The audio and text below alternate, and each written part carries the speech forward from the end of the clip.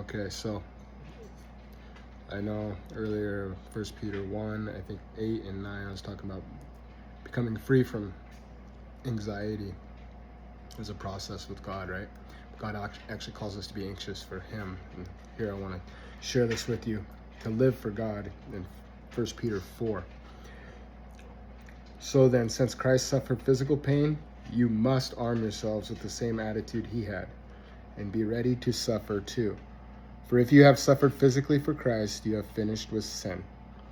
You won't spend the rest of your lives chasing your own desires, but you will be anxious to do the will of God. You have had enough in the past of evil things that godless people enjoy. Their immorality and lust, their feasting and drunkenness and wild parties, and their terrible worship of idols. Of course, your former friends are surprised when you no longer plunge into the flood of wild and destructive things they do, so they slander you.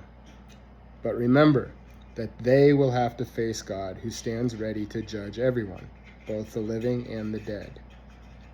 I want to come back to verse 2. This is a promise. You won't spend the rest of your lives chasing your own desires. You want to be done with that, right? But instead, you will be anxious to do the will of God. So, Father, I pray that we would all be anxious to do your will.